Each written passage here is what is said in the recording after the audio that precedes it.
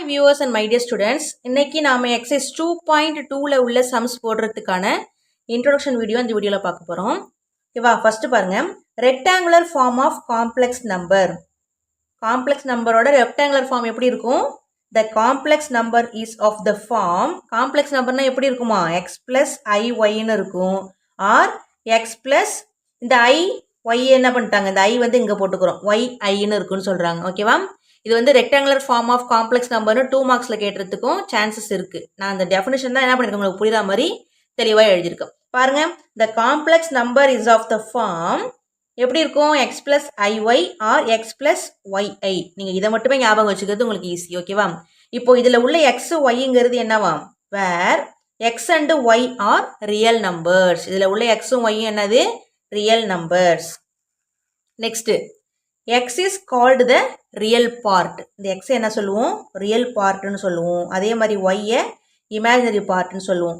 ஏன் அப்படி சொல்றோம்? இங்க i இருந்தாலே என்னது? i ஓட வர டேர்ம் எல்லாமே என்னது? imaginary part தான். ஓகேவா? x is called the real part and y is called the imaginary part of the complex number. அவ்வளவுதான்.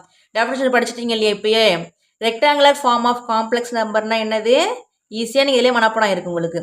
The complex number is of the form x plus iy or x plus yi, where x and yங்கிறது real numbers, xங்கிறது real partனு சொல்லுவோம், yங்கிறது imaginary partனு சொல்லுவோம் of the complex number. ஓகேவா?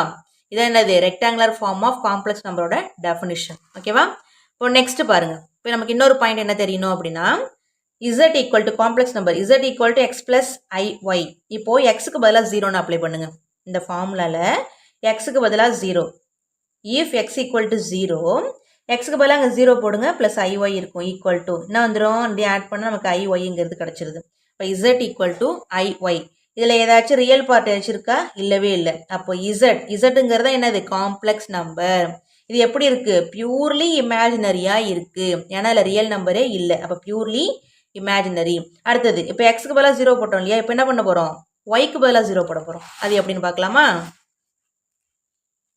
பாருங்க, if y equal to 0வா இருந்துச்சு அப்படின்னா complex number z equal to x plus iy, z அப்படியே இருக்கட்டும், x plus i into yக்கு பதிலாக என்ன போட போகிறோம்? 0. ரெண்டுத்தையும் ஆட் பண்ணால் நமக்கு என்ன வந்துடும்? xங்கிறது கிடச்சிடும். ஏன்னா i into 0 0, பேலன்ஸ் நமக்கு என்ன இருக்கும்? x மட்டும்தான் இருக்கும். இப்போ z equal to நமக்கு என்ன கிடச்சிருக்கு? xன்னு கிடச்சிருக்கு. xங்கிறது என்னது? ரியல் நம்பர் தானே. therefore the complex number is said to be real. ஓகேவா? இது வந்து செகண்ட் பாயிண்ட். இப்போ நெக்ஸ்ட் பாருங்க, ரெக்டாங்குலர் ஃபார்ம் வந்து எப்படி? z equal to x plus iy தானே. ஃபர்ஸ்ட் டெஃபினிஷன் என்ன சொன்னேன்? இதான் சொல்லிட்டு இருந்தேன். Rectangular form z equal to x plus iy.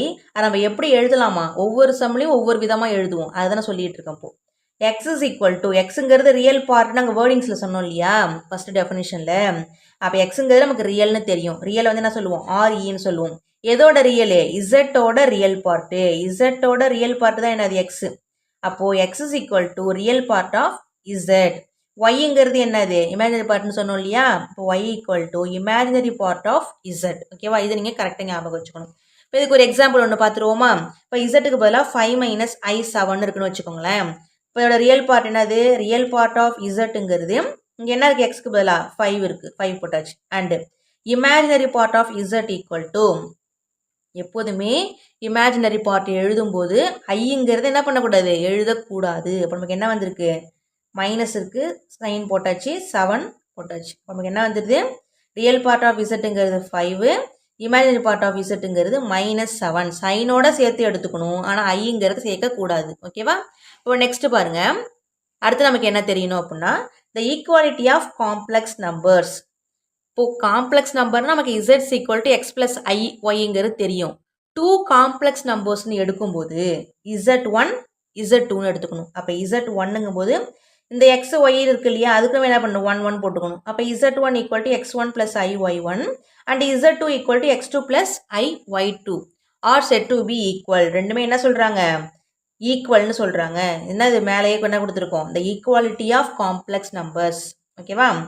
ரெண்டு ஈக்குவலாக இருக்கும்போது if and only if real part of z1ம் ரியல் பார்ட் ஆஃப் z2வும் ஈக்குவலாக இருக்கும். அப்படி தானே? z1ம் z2வும் ஈக்குவலாக இருந்துச்சு அப்படின்னா இந்த பக்கமும் நமக்கு என்ன வந்துடும்? ஈக்குவலாக தான் வரும். அப்போ ரியல் பார்ட் ஆஃப் x1ம் ரியல் பார்ட் ஆஃப் z1ம் ரியல் பார்ட் ஆஃப் Z2வும் ஈக்குவலாக இருக்கும். அதே மாதிரி இமேஜினரி பார்ட் ஆஃப் Z1ம் இமேஜினரி பார்ட் ஆஃப் Z2வும் ஈக்குவலாக இருக்கும். இந்த ரெண்டு காம்ப்ளெக்ஸ் நம்பர்ஸும் ஈக்குவலாக இருந்துச்சு அப்படின்னா அதோட ரியல் பார்ட்டும் ஈக்குவல், அதோட இமேஜினரி பார்ட்டும் ஈக்குவலாக இருக்கும். ஓகேவா? நமக்கு என்ன வந்துருச்சு? That is x1 equal to x2, y1 equal to y2. அதோட ரியல் பார்ட் என்னது? x1, Z2ஓட real part x2. அப்போ x1 equal to x2 and real part y1, imaginary part y1 equal to, அதாவது Z1ஓட இமேஜினரி பார்ட்டு y1, Z2ஓட imaginary part y2. அப்போ y1ம் y2வும் ஈக்குவலாக இருக்கும்னு சொல்லியிருக்காங்க. ஓகேவாம்மா? இப்போ நெக்ஸ்ட்டு பாருங்கள். The numbers of the form alpha plus i beta. நம்ம எக்ஸ் ப்ளஸ் ஐஒய் தானே பார்த்தோம். இன்னொரு டேர்ம் எப்படி இருக்கும் அப்படின்னா ஆல்ஃபா ப்ளஸ் ஐ பீட்டான்னு இருக்கும். இங்கே பீட்டாங்கிறது நாட் ஈக்குவல் டு 0வாக தான் இருக்கும். ஓகேவா? ஆர் கால்டு இமேஜினரி நான் real complex numbers. Real complex numbers கிடையாதுன்னு சொல்கிறாங்க. ஓகேவா? இமேஜினரினா என்ன அர்த்தம்? ரியல் கிடையாதுன்னு அர்த்தம். அவ்வளோதான். For example, if alpha plus i beta equal to -7 + 3i கொடுத்துருக்காங்க. அப்போ தென் ஆல்ஃபாவோட வேல்யூ என்னது? அங்கே எக்ஸோ எழுதணும் இல்லையா? அதே மாதிரி தான். ஆல்ஃபாவோட வேல்யூ -7, பீட்டாவோட வேல்யூ 3.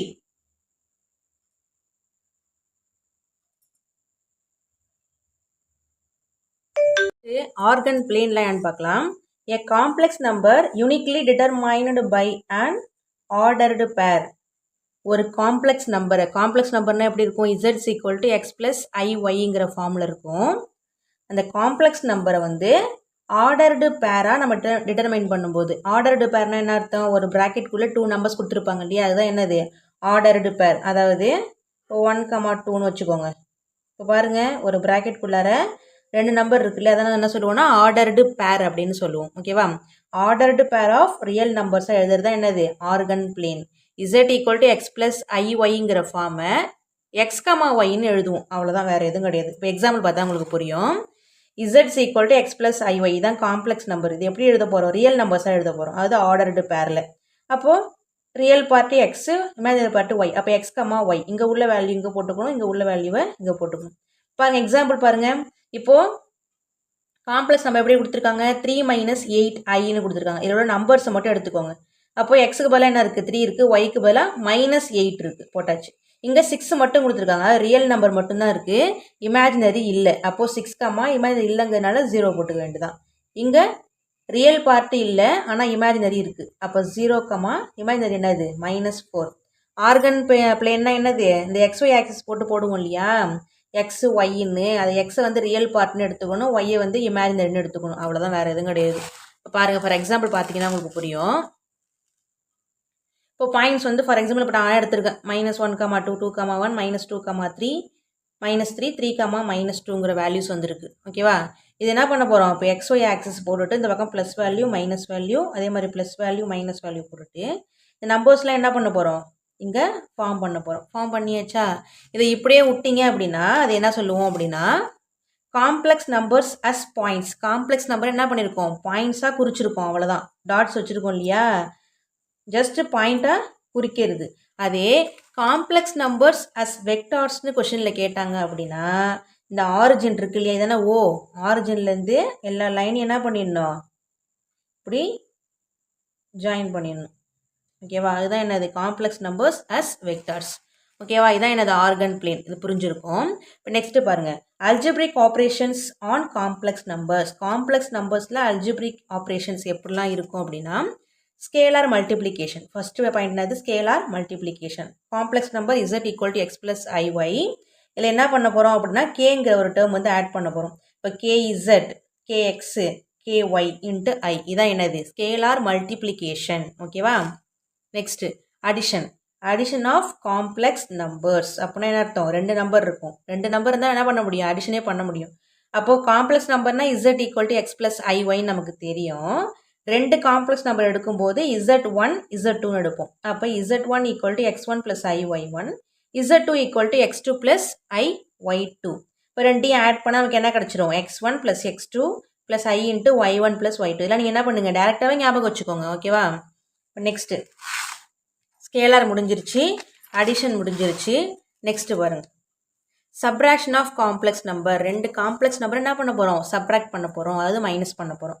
அப்போ z1 minus z2 equal to x1 minus x2 plus i into y1 minus y2. ஓகேவா? Next multiplication of complex numbers, ரெண்டு காம்ப்ளெக்ஸ் நம்பர் என்ன பண்ண போகிறோம், மல்டிப்ளிகேஷன் பண்ண போகிறோம். பண்ணோம் அப்படின்னா z1 இன்ட்டு z2 equal to x1 x2 minus y1 y2 plus i into x1 y2 plus x2 y1. இந்த ஃபார்முலாஸ்லாம் நீங்கள் வந்து கரெக்டாக ஃபிங்கர் டிப்பில் ஞாபகம் வச்சுக்கணும். அப்போ தான் நீங்கள் சம் போடும்போது எந்த விதமான குழப்பமும் இல்லாமல் ஈஸியாக போடலாம். அதுக்கு நான் தனியாகவே ஒவ்வொரு எக்ஸசைஸுக்கும் இன்ட்ரடக்ஷனும் தனியாக போட்டுட்ருக்கேன். அந்த எக்ஸசைஸில் என்னென்ன ஃபார்முலாஸ்லாம் யூஸ் பண்ணுவோம், என்ன ஃபார்மில் யூஸ் பண்ணுவோங்கிறதுக்காக தான் என்ன பண்ணுறேன், இன்ட்ரடக்ஷன் வீடியோ ஃபர்ஸ்ட்டே போட்டுடுறேன். ஓகேவா? இப்போ நெக்ஸ்ட் என்ன அப்படின்னா multiplication of complex number z by i. அதாவது காம்ப்ளெக்ஸ் நம்பர் இசட்டோட நம்ம என்ன பண்ண போகிறோம், ஐயை மல்டிப்ளை பண்ண போகிறோம். அது ஒரு டேர்மில் வரும். ஓகேவா? இப்போ complex number z equal to X plus ஐஒய் என்னத்தை மல்டிப்ளை பண்ண போகிறோம், ஐயை மல்டிப்ளை பண்ண போகிறோம். அப்போ i into z equal to i into X plus ஐஒய் வந்துடுமா? பாருங்கள், இந்த iZங்கிறது அப்படி இருக்கட்டும். இந்த ஐயால் ஃபஸ்ட்டு எக்ஸை பண்ணணும், அடுத்தது ஐஒய்யை பண்ணணும். i into X ix plus இதால் இதை பண்ணணுமா, i into I square into இந்த ஒய். அது IZ அப்படியே இருக்கும், இந்த IX அப்படியே இருக்கும். I ஸ்கொயரோட வேல்யூ என்னது, -1. I ஸ்கொயரோட வேல்யூ -1 போட்டாச்சு இன்ட்டு ஒய். இப்போ IZ equal to IX minus ஒய்னு வரும். இந்த டேர்ம் எப்படி வரும், IX மைனஸ் ஒய்னு வரும். 1 இன்ட்டு ஒய் தானே. நமக்கு ஃபஸ்ட்டு என்ன வரணும், ரியல் பார்ட் தானே வரணும். அப்போ ரியல் பார்ட் இங்கே என்னது, ஐ இல்லாத ரியல் பார்ட்டு. அப்போ மைனஸ் ஒய் சைனோட எடுத்தால் எழுதணும், மைனஸ் ஒய் ப்ளஸ்ஸு ஐஎக்ஸு. நீ கேட்கலாம், எப்படி மிஸ் ஃபஸ்ட்டு எப்போதுமே எக்ஸ் தானே வரும், அடுத்தன ஒய் வரும்னு கேட்கலாம். ஆனால் எது ஐயோட இருக்குதோ அதுதான் என்ன, அது இமேஜினரி பார்ட். அதில் எக்ஸ் இருந்தாலும் சரி ஒய் இருந்தாலும் சரி. அப்போது real part minus y plus இமேஜினரிங்கிறது ஐஎக்ஸ். ஓகேவா?